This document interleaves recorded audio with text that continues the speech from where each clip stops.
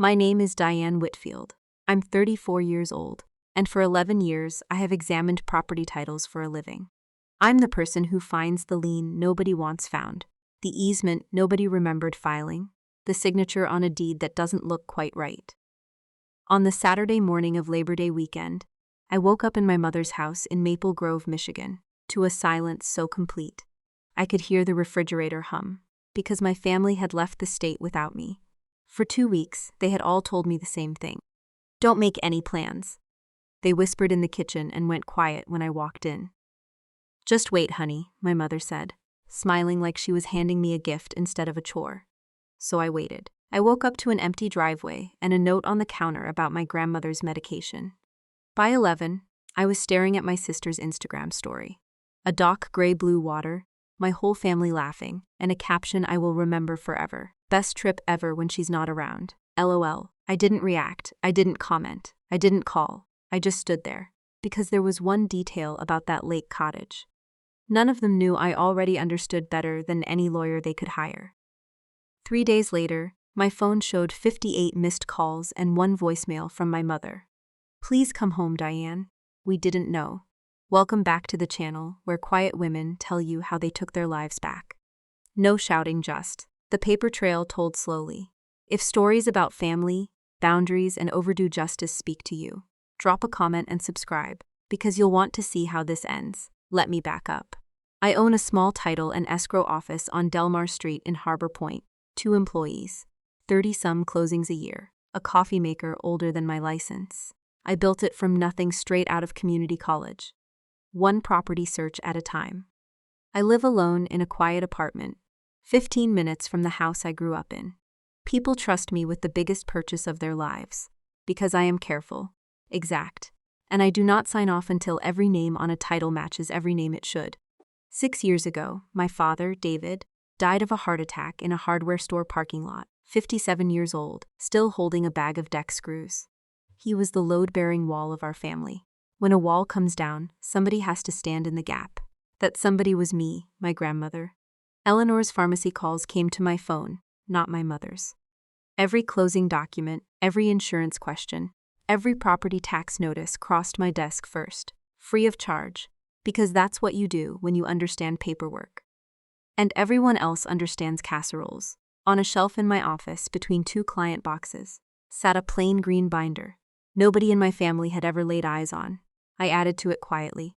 Year after year, the way you tend a grave you visit alone. 6 years of my life lived inside it. By the end of this story, every one of them would know precisely what was in it, and it would cost more than one could afford to pay. That September morning, it just sat there, fat and patient, waiting for someone to finally ask the right question. If you saw my family from the street, you would like them. My mother, Patricia, 60, can turn a folding table into a magazine spread and run a holiday dinner like a stage production. My sister Kelly is 36, works part-time at the credit union, married to Ryan, a warehouse supervisor with an easy laugh. Their daughter Sophie is 12, all elbows and questions, the only one who ever asked how my week went. My brother Tyler is 29, sells gym equipment, one investor away from his own fitness franchise since he was 25. Every Sunday we ate pot roast at my mother's table, and every Sunday something needed handling. A form, a bill, a call to an adjuster. The room would say the same sentence, same easy voice. Diane will take care of it. Nobody ever asked if Diane wanted to. You don't ask the load-bearing wall if it feels like holding up the roof today. Last winter, for the first time in my life, I said no to something. Tyler wanted me to co-sign a loan for gym equipment he could not otherwise afford. I offered to help him build a real budget instead. He looked at me like I'd slapped him. The frost at Sunday dinner lasted a month, my mother's special weather, where nobody is angry out loud, and the gravy gets passed to you last every time until you learn. The whisperings started 2 weeks. Before Labor Day, my mother called on a Tuesday while I was finishing a title search. Don't make any plans, sweetheart, she said, smiling through the phone. Not for Labor Day. Promise me, I asked what was happening. Just wait, she said. That Sunday at dinner, the whole house had a secret sealed inside it. Kelly and my mother went quiet in the kitchen. The moment I walked in for the salad bowl, the way a radio cuts out under a bridge, Tyler grinned at his plate like a kid, holding a firecracker behind his back. At one point, Sophie bounced up and started, "Aunt Diane, did you know where?" And Kelly's hand landed on her shoulder and steered her toward dessert so fast. The child's ponytail swung. I told myself it was a surprise for me. I know how that sounds now. But I have spent 6 years being the person who plans things for other people. Nobody had planned anything for me since my 28th birthday, when my father grilled burgers in the rain and made everyone stand there and sing anyway. So when my family started whispering and telling me to keep my calendar clear, some closed-up room in my chest cracked its window open. Maybe a cake with my name on it in someone else's handwriting. For once, I examine other people's paperwork for a living. I can find a missing signature from across a courtroom, but even a title examiner can misread a total when she wants it to add up to something kind. I did not walk into this blind. I asked twice. First, I asked my mother directly whether the family was doing the cottage, because I needed to reshuffle 2 closings. She looked me in the eye and said, "Stay in town, honey. Trust me, you'll want to be here." A week out, I asked Kelly if I should prep anything. "Nope, all handled," she said. "Just keep your weekend free." So I did what a careful person does. I moved a closing booked for months. I gave up my seat at a title conference in Lansing, non-refundable. I checked the family group chat for logistics, because I am always the logistics. Nothing. Quiet as a closed courthouse. Here's the part that still stings.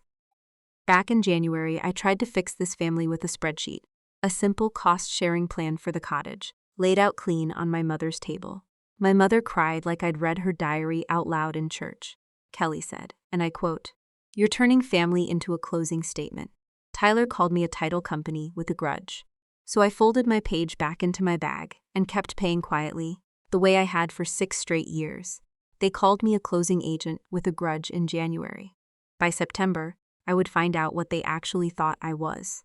The Friday before Labor Day, my mother invited me to dinner and asked me to stay over. "Stay in your old room," she said. "Big day tomorrow. Just wait." She made pot roast on a Friday, which should have set off every alarm bell I own. The house felt warm in a rehearsed way, like a stage set 10 minutes before curtain. Tyler kept checking his phone and smiling.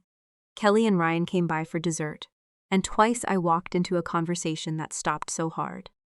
The silence landed like a period at the end of a sentence. I caught a glimpse of a suitcase behind the laundry room door. Navy blue, wheels out, ready.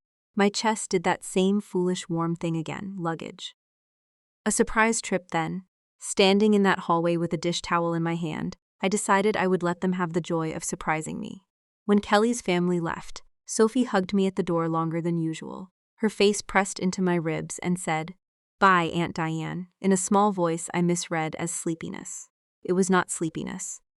My mother kissed my forehead at the top of the stairs, first time in years, and said it once more, softer than before. "Don't make any plans." I fell asleep in my childhood bed, listening to my family whisper through the wall. Warm as a fool in winter. I slept well. That is the part I still cannot fully forgive myself for. I woke at 7:40 to a house with no sound in it, no coffee maker gurgling, no footsteps on the stairs, just the refrigerator, humming like it was trying to keep me company. I lay there telling myself they were hiding, that I would walk downstairs, and the lights would flip on, and there would be balloons. I walked down. The kitchen was clean and cold. The driveway sat empty, both cars gone, and on the counter, tucked under the good salt shaker, sat a single sheet of paper in my mother's round, cheerful handwriting.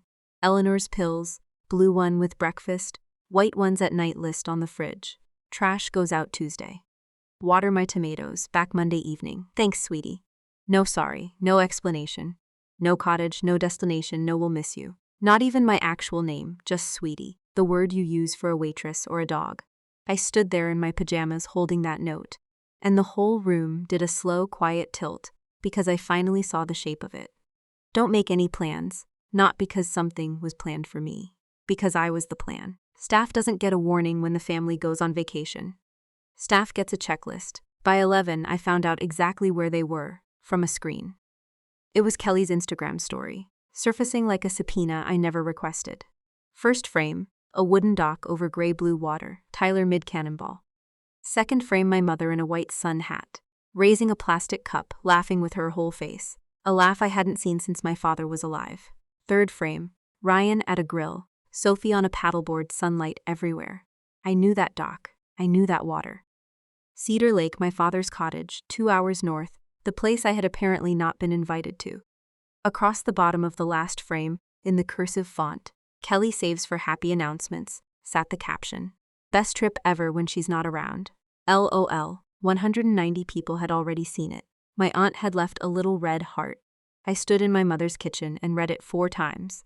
The way you reread a column that keeps landing on a number you refuse to accept. She's not around, LOL. I waited for the scream to build, and it never came.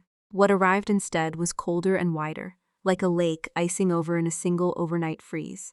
I did not comment. I did not text a soul. I set the phone face down, washed my coffee cup, dried it, and put it back exactly where it belonged. If you've ever been the one holding everything together, and still the last name on the guest list, tell me in the comments where you're watching from tonight.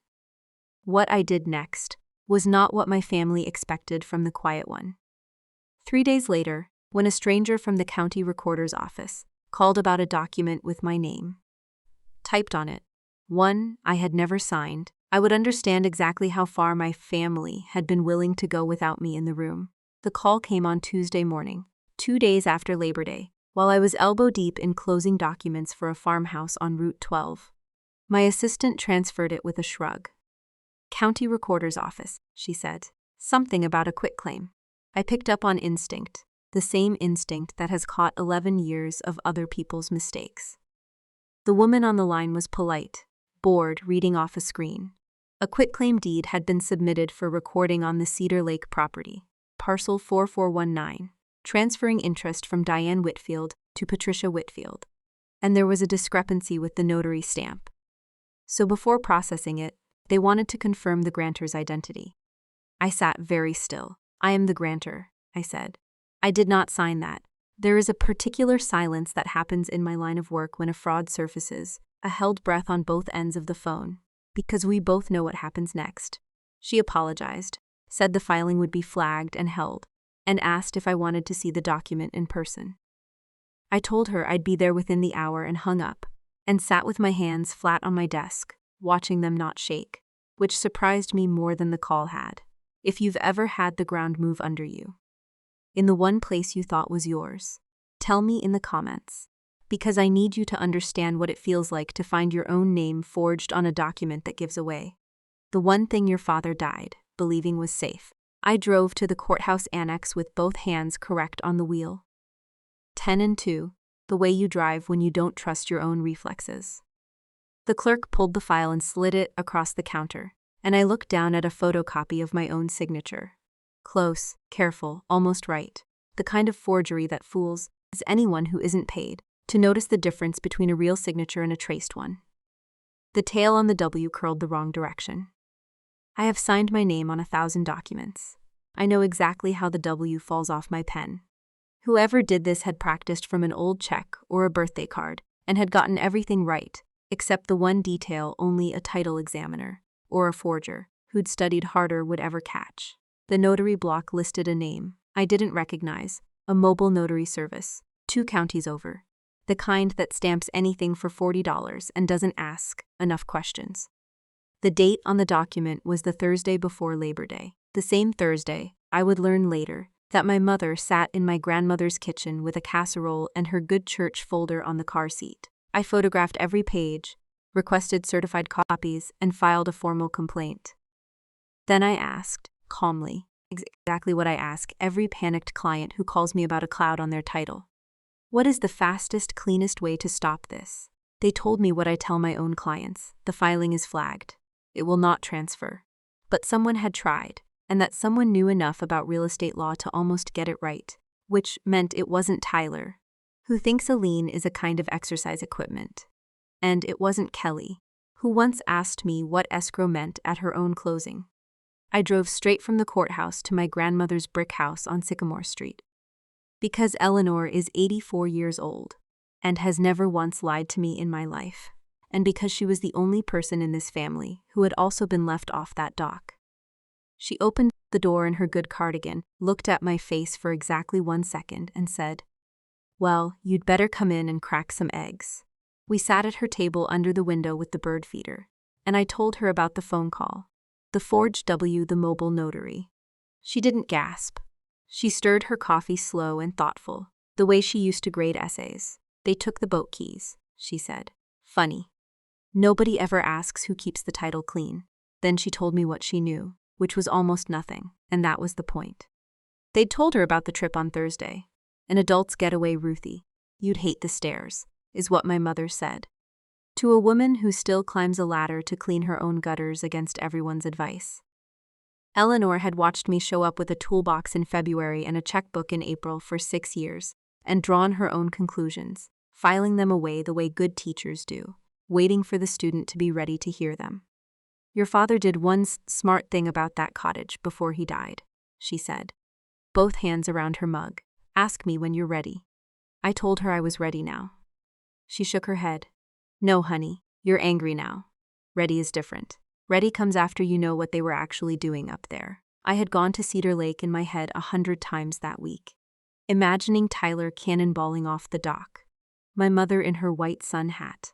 Eleanor looked out toward the window, toward the direction of the lake, and said the second thing I have never forgotten. Your mother came by Thursday with casseroles and her good church folder on the car seat.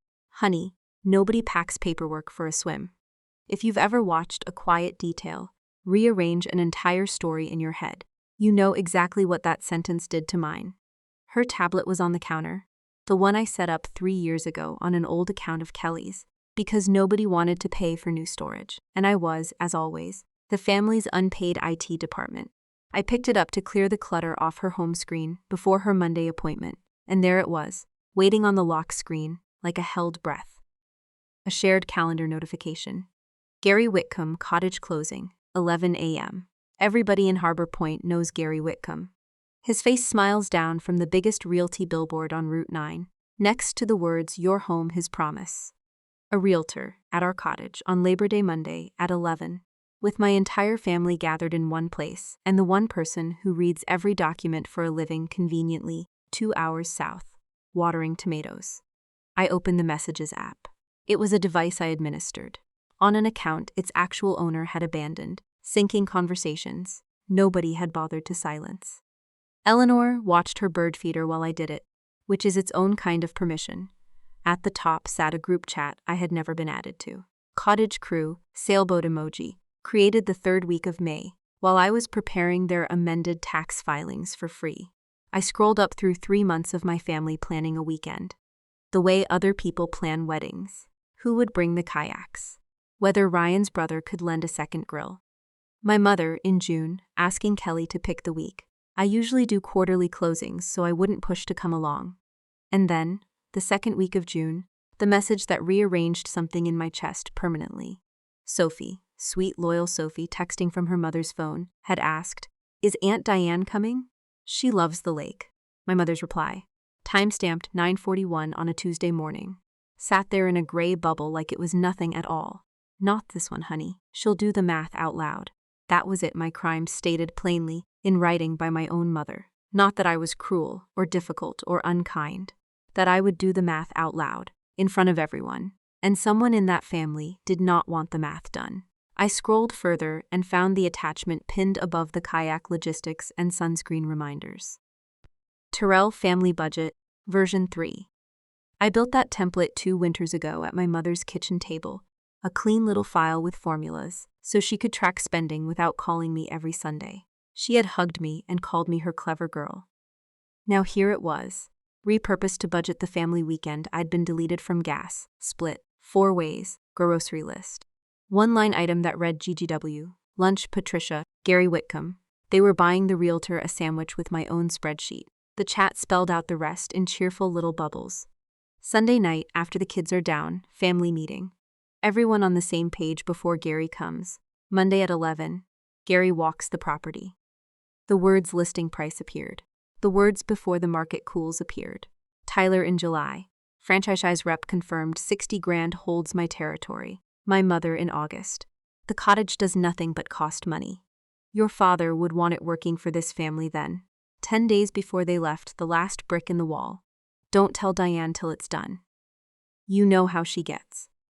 I sat in my grandmother's recliner with that tablet warm on my knees and understood the whole architecture at once. The way a column of numbers suddenly foots. They weren't just spending a weekend without me. They were voting to sell the last thing my father ever built with his own hands, and when the deed search turned up my name still on the title, standing between them and a clean sale, somebody had decided the easiest fix wasn't a conversation. It was a $40 notary stamp and a signature traced off an old birthday card. I drove home as the light went long and gold, and I did not turn on the television, and I did not pour a glass of wine. I went to the shelf in my office between two client boxes and took down the green binder, set it on my kitchen table. The way you set down something breakable, and for the first time in 6 years read it start to finish as a stranger would. Property taxes on the Cedar Lake cottage, $3,900 a year, 6 years. Running, paid by me. Receipts filed by quarter. My name on every statement. Homeowner's insurance, $1,650 a year. Auto pay from my business account. The September the septic system failed. $7,200 and me on the phone with the contractor at 6 a.m. between client calls. The roof after the ice storm, $4,800. The dock Tyler cannonballs off of $2,300 to rebuild the pilings. The furnace, $3,100. Winterizing the plumber, the chimney sweep, another $10,700. Nickel by nickel, autumn by autumn. At the bottom of the last page, in my own pencil, sat the total I had never once said out loud. $61,400. The cottage does nothing but cost money, my mother had written. She was almost right. It cost money. It just never cost her a dime. I sat there with my palm flat on those pages, and I heard her voice from 2 weeks of phone calls, sweet as pie filling. Don't make any plans. I looked at 6 years of my quiet, invisible, unthanked competence, lying open on my kitchen table, and next to it, a forged signature with a W that curled the wrong direction, and I understood that this family had not just taken me for granted. Somebody in that living room had decided that if I wouldn't hand the cottage over willingly, they would simply write my name for me. I called Eleanor before bed. I'm ready now, I told her. She was quiet for a moment on the line, and then she said, all right, honey. Then it's time you heard about your father and the title office in Harland Falls, and what he did there 2 years before he died, that none of them know about either. I didn't sleep much that night, but for the first time since that empty driveway, I wasn't waiting on anyone. My grandmother taught 3rd grade for 31 years, which means she can smell a lie before it finishes getting dressed. Sunday morning, she had coffee waiting because grandmothers keep their own calendars, and I sat down across from her and said, I'm ready now. She nodded like I'd finally turned in my homework and told me about the title office. 8 years ago, 2 years before he died, my father had a warning. Chest pains on a ladder, an ambulance, a stent, a week in a hospital bed, doing what men like him never do, which is lie still and think about after. When he came home, he refinanced the cottage to fix the failing foundation, and on a gray Thursday that October, he drove to the title office in Harland Falls and had the deed redone. Joint ownership, his name and mine. Eleanor went with him. She remembers he wore his funeral tie because it was the only one ironed, and that he was nervous the whole drive, tapping the wheel at every red light like a man late for something more important than paperwork. He said the cottage should belong to someone who shows up. She told me, hands around her mug, steady as a woman reciting a verse she'd known her whole life. Someone who shows up should hold the keys. I had known technically. I'd signed the paperwork myself at 28, half listening, embarrassed by the fuss, assuming it was estate housekeeping. That would matter someday, in some distant gray-haired future. He'd meant to tell the family when the moment was right. 22 months later, he was gone in a parking lot, and there had been no moment. I had folded my ownership away with my grief, and never once said it out loud. Because saying it while my mother wept over his recliner would have looked like a land grab, and I was too busy becoming the family's load-bearing wall to go back and read my own blueprints. If you've ever discovered, you already had the leverage you needed. Years before you were desperate enough to use it, tell me where you're watching from, because this is where my story stopped being about a snub and started being about a deed. Sit down, Eleanor said. There's a second half. So I sat, and my grandmother told me about my mother, the part of her story that never gets told at Sunday dinner. Patricia was 22 when her own mother's health failed. There were two sisters, and both had the good sense to live 3 states away. For 6 years, my mother managed medications, drove to appointments, sat up nights, missed the whole decade where a life gets built. Her sisters sent Christmas cards from Arizona, with photos of pools and glitter on the envelopes. Nobody paid her. Nobody asked her. The one time she raised the subject of help, her own mother reportedly looked at her over a cup of tea and said she didn't know daughters had started charging. Her mother thought that's what daughters were for, too, Eleanor said, and let the sentence sit on the tablecloth like a stone. She'd been carrying in her apron pocket for 40 years, waiting for the right pair of hands to take it from her. I asked why she was telling me this. Was I supposed to forgive it? Forgiveness is your business, Eleanor said. I'm just showing you the river. She leaned forward, and for a moment she looked less like my grandmother, and more like the teacher, who once made an entire 3rd-grade classroom sit quietly until they understood long division. Your mother drowned in this exact water, honey, and instead of draining it, she taught her own daughter to swim laps in it and called it love. That's the oldest recipe in the world. Then she patted my hand once, briskly, teacher to student, and added, knowing where the river starts doesn't keep you dry. I drove home the long way, past the hardware store where my father died. And I'll tell you the truth about what all that history did to me. Understanding my mother didn't change my next move by a single inch. It only made my hand steadier when I made it. My family came home Tuesday a day late because you cannot check out of a lake cottage angry any faster than you can happy. Tyler didn't bother calling first. At 12:40, he shouldered through the door of my office on Delmar Street, sunburned and thunderous, past my assistant at the front desk, and stood over my chair, smelling like lake water and betrayal. You knew, he said. You let us drive into a wall. I finished the entry I was typing, saved the file, and folded my hands. You planned for 4 months, I said. I sent one email. He went off like a shaken can. I'd embarrassed him in front of the franchise rep. I'd always thought I was better than everyone. This is why nobody wanted me there in the first place. That last one hung in the air between us, and he had the decency to look away from it. Just for a second, the way a man looks away from a mirror. He didn't mean to walk past. Then he said the sentence the whole cottage had clearly agreed on beforehand. The one they must have rehearsed on the drive south. Family money is family money. Diane. I looked at my brother, 29 years old, strong as a barn door, not a bad man, just a man who had been served his whole life, and thought it was weather. It's strange then, I said, keeping my voice at the register I used to tell a client their offer fell through, that none of the family paid any. His jaw worked. He wanted to hit something, and there was nothing in my tidy office soft enough, so he kicked my wastebasket into the wall on his way out, paper everywhere, very fierce. My assistant leaned in with wide eyes and asked if I was all right. I was picking crumpled paper off my floor, and I realized I mostly was. The visit that actually got under my skin came that evening. Kelly. She knocked on my door at 7, holding a grocery store lasagna like a white flag, mascara ghosted under her eyes. I let her in because I wanted answers more than I wanted distance, and my sister has never been able to hold a secret with witnesses present. She started with the caption. It was a stupid joke, she said, staring at my counter. Not at me. You were being. I thought you'd chosen work over us again. I was mad at you. It was ugly, and I'm sorry. Chosen's work over us. I asked carefully what she meant and watched my sister's face do something complicated. The way a spreadsheet does when a formula finally resolves to a number. Nobody wanted. Mom told us in June, Kelly said. She said she'd invited you first before any of us. She said you told her Labor Day was your busiest closing stretch and that we should go without you. You insisted, she said. We shouldn't bring it up because you felt guilty about it. She stood in my driveway and said, Don't pester your sister about the trip, Diane. She'll just feel worse. The kitchen got very quiet.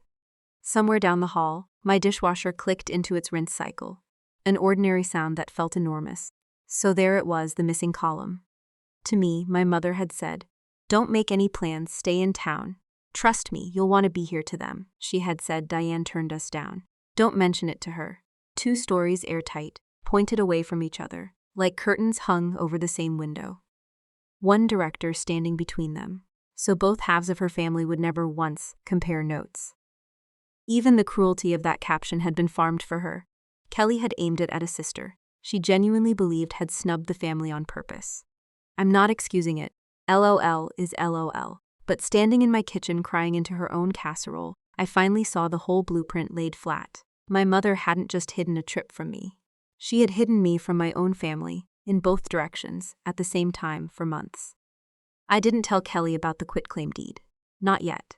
I wanted to see whose name would turn up when the forgery investigation finished running.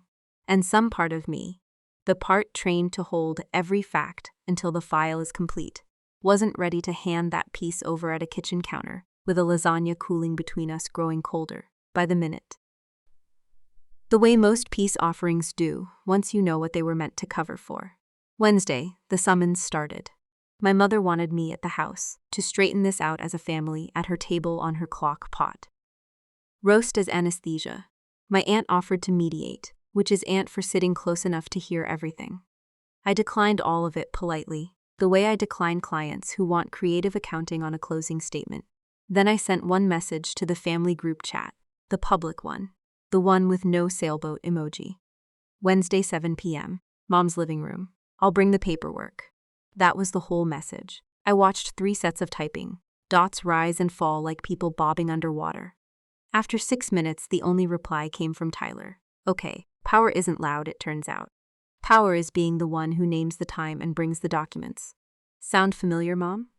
I spent Wednesday afternoon at my office copier like a clerk preparing evidence for trial. Which, in a sense, I was. 5 sets, collated, clipped, hole punched the way I punch every closing packet I've ever assembled. Every receipt, every statement, every check. 6 years of the green binder, reproduced in black and white. And behind the last page of each set, something my family did not yet know I had. A certified copy of a forged quitclaim deed, with my real signature and the fake one paper-clipped side by side, so anyone at that table could see, in 10 seconds flat, exactly where the W went wrong. I stopped at Eleanor's on my way home. She was watching her shows, and she muted the television, which is how you know a conversation matters in that house. I asked her to come. I'll sit in the armchair, she said. You'll stand. You've earned standing.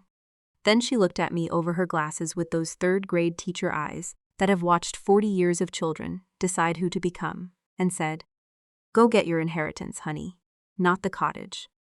The other thing, I didn't fully understand her until it was over. I wasn't going there to win. I had already won the moment that quitclaim deed hit a flagged file at the recorder's office. I was going there to decide in front of all of them what winning would actually cost. If you've ever sat down at a table with people you love, holding proof of exactly how far they were willing to go, tell me honestly, would you have brought the forged deed? Or kept it in your back pocket? I brought mine face up. You'll see why in the next chapter. Because Wednesday night, my mother said something I never expected to hear out loud, and it wasn't an apology. I got to my mother's house at 7 exactly, because punctuality is a language and I wanted mine formal. The living room was staged, of course. My mother has never once hosted an ambush without refreshments. Lemon bars on the good plate, coffee in the carafe. Lamps turned to their most forgiving setting. My father looked down from the mantel, holding a walleye and a smile from 20 summers ago. The way he had looked down on every Sunday dinner since he died. Patient and unbothered, as if none of this would have surprised him.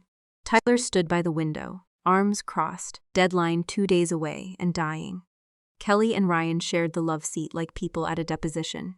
My aunt had been disinvited, a condition I'd set, and her absence had its own weight like a muted trumpet.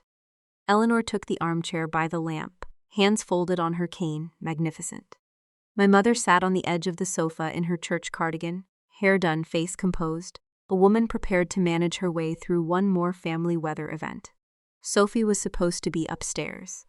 I saw her, anyway, through the balusters at the top of the staircase, chin on her knees, and I didn't tell on her, because some educations you don't interrupt. Deanne, my mother began, in the voice she uses to return soup at restaurants.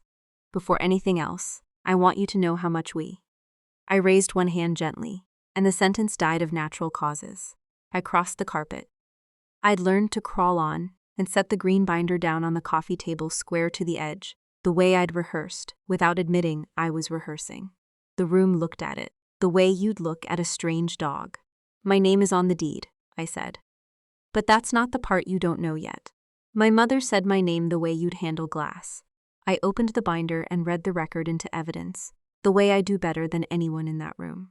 Property taxes, 6 years, here are the county receipts. Note the name on everyone, homeowner's insurance, auto-paid from my business account.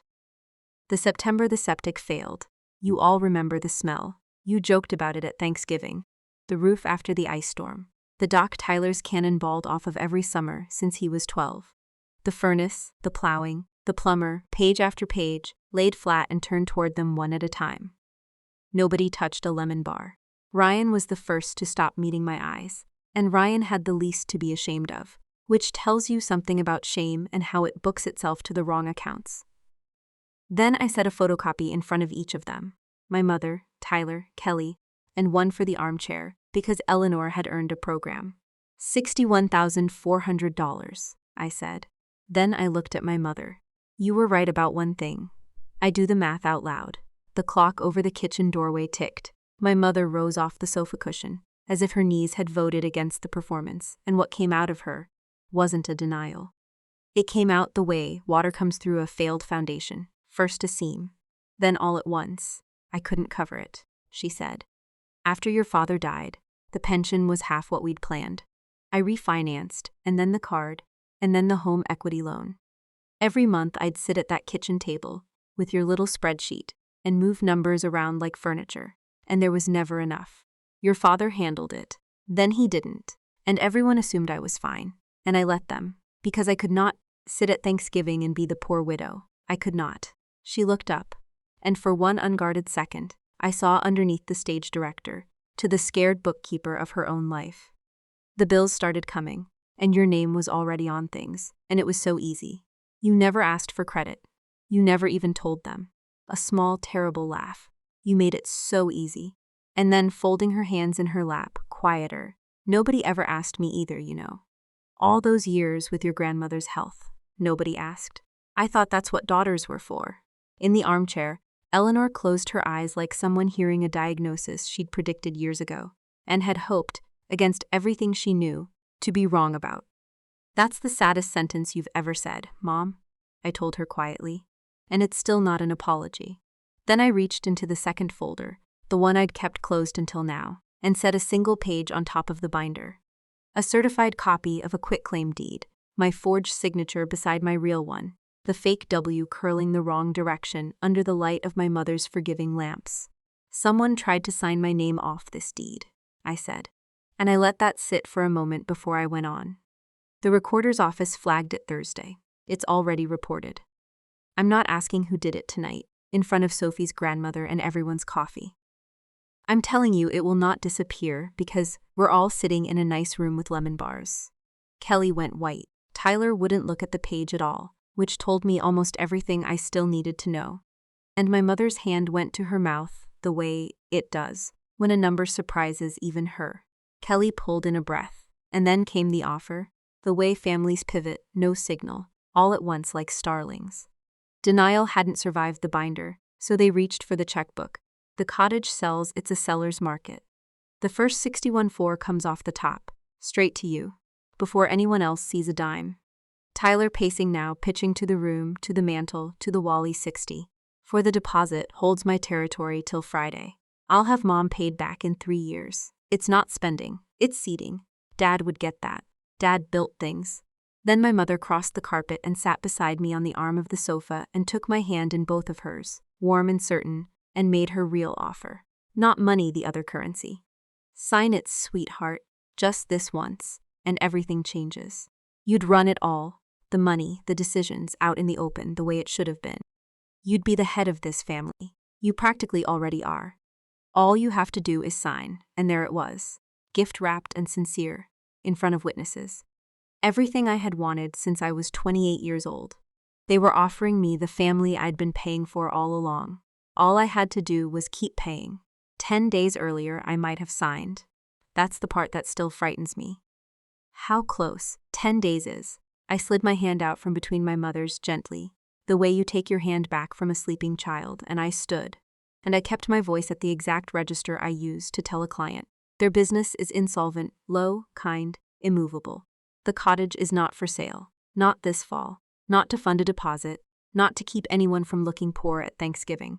Dad put 2 names on that deed, and both are staying on it. Sophie learns to dive off that dock next summer. What changes is this? I closed the binder. The invisible payments end on the 30th. From now on, the cottage runs on a written agreement, everyone's share on paper, mine included, and the forged deed goes to the county fraud unit.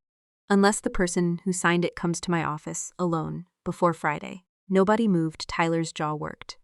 Then it's gone, he said too loud for the room. The franchise, Friday, it's gone, and that's on you. He grabbed his jacket and the door detonated behind him, the pictures on the wall doing a little shiver. My mother sat on the arm of the sofa, with her hands in her lap, and chose silence, one more time. The way she'd chosen it all summer. That was her payment in full, and I felt it clear the account. Small feet on the stairs. Sophie, in her sleep shirt, crossed the carpet straight to me, arms around my ribs, fierce as a seatbelt. Great, Eleanor said you'd stand up, she whispered. She told me to watch. I want to tell you the phone rang the next morning full of apologies. It didn't, because it never does. Tyler went quiet for 2 months. No calls, no Sunday dinners, until he came by my office alone on a Tuesday, sat across from my desk the way a client sits, and admitted, without me asking, that he'd found an old birthday card with my signature on it in a kitchen drawer and thought, God help him, that it would be easier than a conversation. I didn't press charges. I made him sign a real payment plan for what he owed the cottage fund. Instead, in ink, at my desk, in daylight, the way I make every client sign the things that matter. My mother started coming by Tuesdays to learn what she calls the binder, how to read a tax bill, how a home equity loan actually amortizes. She cried once over the statement. I handed her a tissue and a highlighter in that order, because in my family love was finally learning to speak accounting. Kelly texted on holidays, polite as a greeting card, and once sent 3 photos of Sophie's science fair with no caption at all, which, from Kelly, is practically a sonnet. This Labor Day, 1 year to the hour after I woke up to that silent house, I woke up at the cottage instead. First 1-up coffee in my father's old mug, bare feet on the dock he paid for and I now protect. Eleanor was on the porch by 8, wrapped in a quilt, supervising the horizon. Sophie spent the morning practicing her dive off the end of the dock, badly and magnificently, while Kelly, who came up Saturday awkward and trying, which counts, filmed every attempt and posted none of them. There's a cost-sharing agreement in the kitchen drawer with 4 signatures on it. Nobody whispers here anymore. If you take one thing from my story, take this. Being needed is not the same as being loved, and being trusted with everyone's paperwork is not the same as being seen. The day you learn the difference is the day you stop being furniture in other people's houses and start being the author of your own file. You do not have to forge anything to take back what's already yours. Sometimes, all it takes is reading the record out loud in your own voice at your own table. If this reminded you of a ledger you've been keeping quietly for people who never once asked what it cost you, that's your sign to bring it into the daylight, kindly and completely. And let the people who love you prove it with more than a guest list. Tell me in the comments what you would have done at that table. I read every single one. And if you haven't yet, hit subscribe, because there's another story like this one waiting for you. And I promise you'll want to see how it ends.